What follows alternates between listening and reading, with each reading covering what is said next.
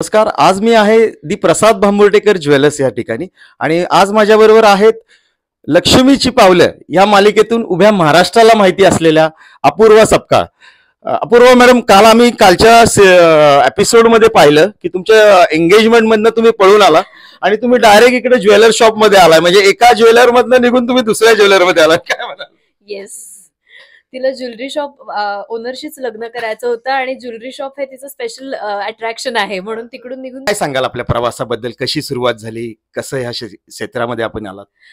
एकतर माझी सुरुवात फॉर्च्युनेटली लॉकडाऊन मध्ये झाली. म्हणजे लॉकडाऊन मध्ये खरं तर खूप लोकांचे जॉब्स गेले होते किंवा खूप लोकांसाठी स्ट्रगलिंग पिरियड होता, पण मला माझी पहिली सिरियलच लॉकडाऊन पिरियड मध्ये मिळाली, मुलगी झाली हो म्हणून.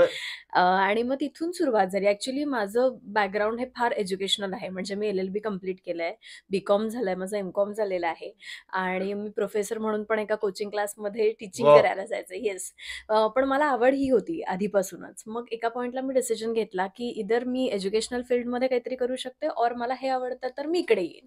म्हणून मग असं झालं की आपण हे करून बघूयात. याची खूपच आवड होती, पॅशन होतं हे खरं तर, जे इतकी वर्ष अभ्यासामुळे मागे राहिलं होतं.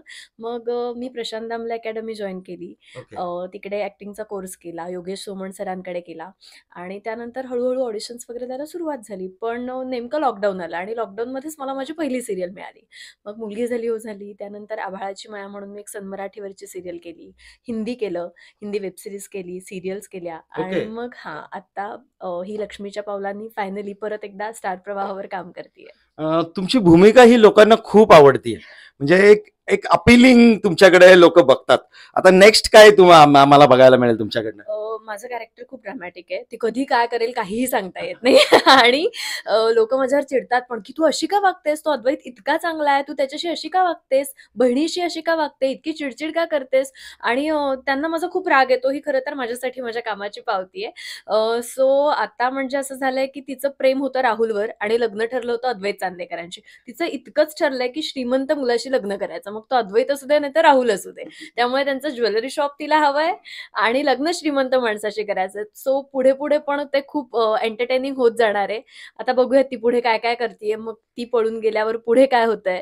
तर त्यासाठी मी म्हणेन की मालिका बघत राहा, कळेलच. तुम्ही पिंपरी चिंचवड आणि भोसरीमध्ये खास करून पहिल्यांदा आलाय. इथे तुम्हाला मानणारा आणि तुमचा फॉलोअर वर्ग खूप आहे. काय त्यांना तुम्ही सांगाल?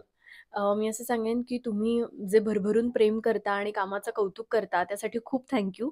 आणि तुमचं जे कौतुक असतं किंवा तुमचं जे प्रेम असतं ते इन्स्टा हे सध्या माध्यम आहे, त्याच्यामार्फत पोहोचत असतं. किंवा आता प्रसाद सरांनी पण सांगितलं की खूप लोक मालिका बघतात, तर हे बघून खरंच खूप छान वाटतं की मराठी माणूस, मराठी माणसं मराठी मालिका बघतात, उचलून धरतात. आणि आता खरं तर आपण हे करण्याची फार गरज आहे. जेव्हा आपण ग्लोबली काम करतोय, OTTवर खूप इंग्लिश वेब सिरीज येतात, हिंदी येतात, त्यात आपण मराठी मालिकांचं इतकं भरभरून कौतुक करतोय आणि त्यांना प्रेम देतोय, ही आमच्यासाठी कलाकार म्हणून खूप मोठी गोष्ट आहे. त्यासाठी thank you so much. Thank you madam, thank you.